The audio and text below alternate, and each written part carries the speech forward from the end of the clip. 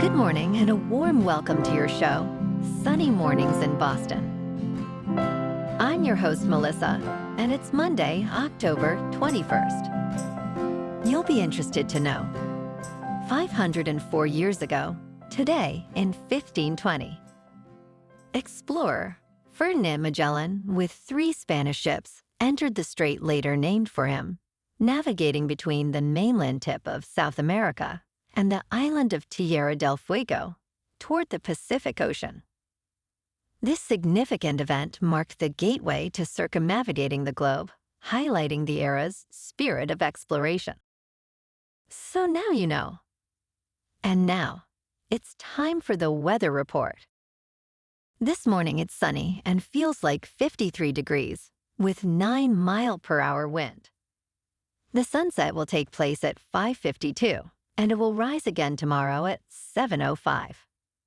It looks like we're in for a sunny day, with temperatures reaching up to 78, accompanied by a light west wind. Tonight, expect clear skies with a low around 54 and light winds continuing. For all you beach runners out there, the first low tide Monday will be at 8:30 with a high tide at 2:45. The nearshore buoy at Cape Cod Bay reads 60 degrees for the water temperature. Looking ahead in the weather, expect sunny skies with highs around 71 degrees on Tuesday and 75 degrees on Wednesday. A slight chance of rain showers is possible on Thursday. Nights will be mostly clear with lows in the low 50s to upper 30s. Bonjour, food enthusiasts. This podcast is brought to you by Versailles Cafe and Pastries in Encinitas. Nestled on El Camino Real South, just north of Encinitas Boulevard, this cafe is a haven for culinary delights. Indulge in their amazing Eggs Benedict or their gluten-free crepes. You can grab a panini for lunch or just breeze on through to get your morning coffee. They are open every day from 8 to 5. So stop on by and don't forget to tell them Sunny Morning sent you. In local news, the city of Boston is honoring Celtics legend Bill Russell by renaming a bridge that connects Charlestown with the West End and North End. The bridge will now be called the William Felton Bill Russell Bridge, recognizing his commitment to civil rights and the development of Boston's youth and athletes. Russell, who led the Celtics to 11 NBA championships during his 13-season career, passed away at 88 years old in 2022.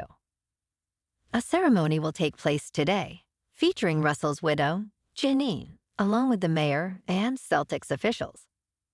The bridge is set to reopen in the spring.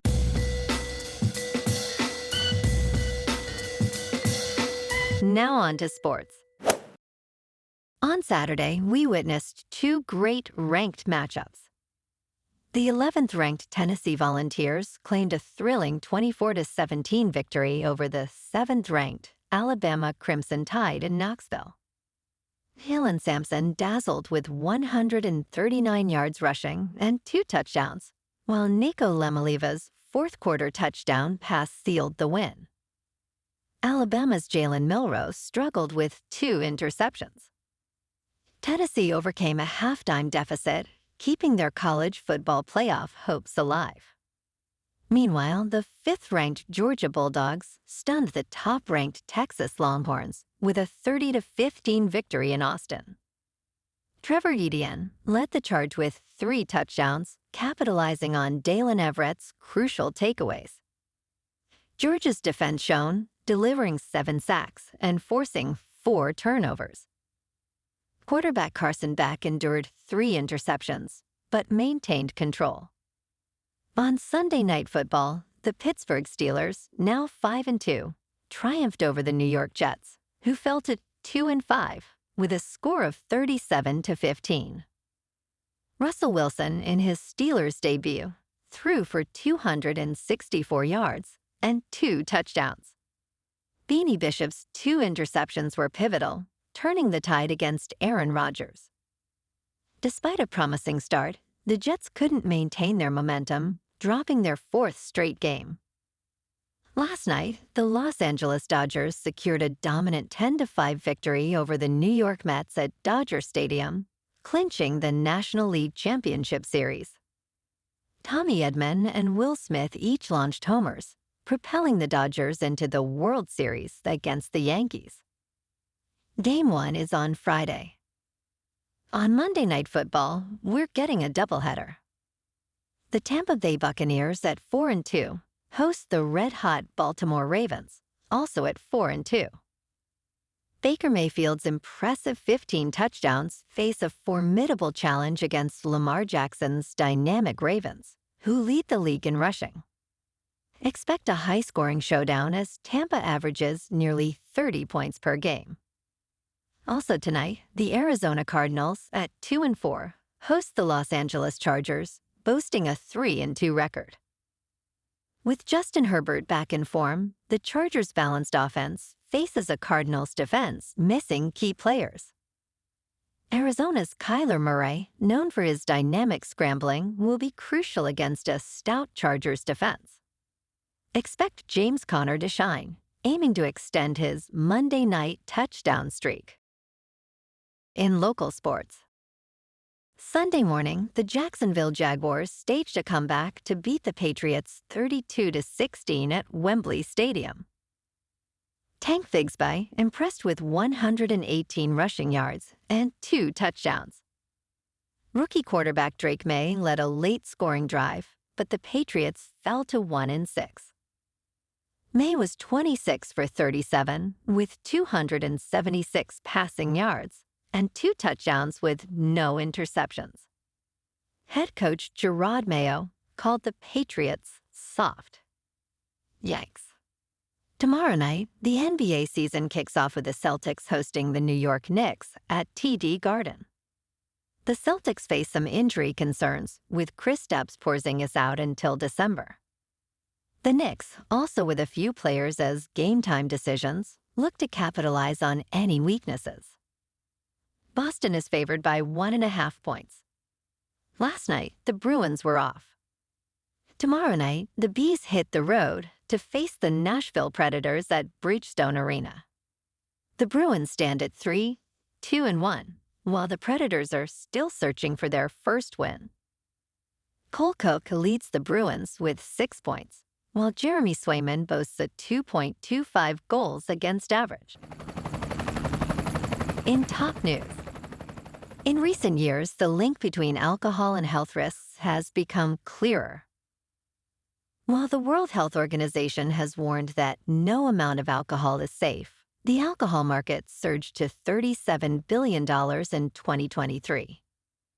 Experts emphasize that alcohol is a known carcinogen, contributing to over 200 diseases, including heart disease and dementia. Despite long-held beliefs about potential health benefits, such as those associated with red wine, new research reveals that these claims often overlook important lifestyle factors. As public awareness grows, the challenge remains to change cultural perceptions and behaviors towards alcohol consumption. In business news, in the latest rankings from Bloomberg Businessweek, Stanford University retains its top position among United States business schools, marking 5 consecutive years at the forefront. Carnegie Mellon University's Tepper School of Business surged to 9th place, while Northwestern University's Kellogg School of Management climbed to 3rd. However, Columbia Business School dropped from 5th to 17th, primarily due to lower reported starting salaries. As business schools face high turnover among administrators and adapt to the rising influence of artificial intelligence, deans are focusing on innovative programs and real-world connections to meet evolving student needs and market demands. In crypto movement, Bitcoin is just under $69,100. Ethereum is just over $2,700. And Solana is $169. Moving on to a more local vibe. In our community spotlight on health and wellness, we are working with a national Pilates studio to bring you some free classes, so listen up. Check out Club Pilates, with several locations in the Boston area. Pilates presents a comprehensive wellness approach, cultivating strength, reducing tension, and elevating mental well-being. Scientific research affirms its benefits. So now you can check out Club Pilates for a free class. With locations in Canton, Wellesley, Hingham, Brookline, and Framingham, just be sure to tell them Sunny Mornings sent you by. And now, back to the show. Let's talk tech. In a lighthearted debate, a California couple, Vekas Chowdhury and Riddhi Sani, disagree on how polite one should be with ChatGPT. Chowdhury, a startup founder, expresses gratitude to the chatbot, calling it a rock star. In contrast, Sani views their interactions as purely transactional. As chatbots become more conversational, users face an ethical dilemma. A survey revealed that about 48% of Americans believe in being polite to artificial intelligence, while others argue it is inefficient. Research suggests that politeness can lead to better responses from AI, prompting conversations about etiquette in our digital interactions. And in entertainment news, religious movies are making significant waves in Hollywood, attracting rich investors eager to put millions into faith-based projects. One such project, House of David, is set to premiere in early 2025, showcasing the tale of David vs. Goliath in a grand television spectacle. Christian filmmaker John Irwin leads this movement, aiming to create uplifting stories for families. With successes like The Chosen and Sound of Freedom, the industry is shifting, appealing to a broader audience. Investors are now backing studios like The Wonder Project, which aspires to produce high-quality, values-driven content for mainstream viewers.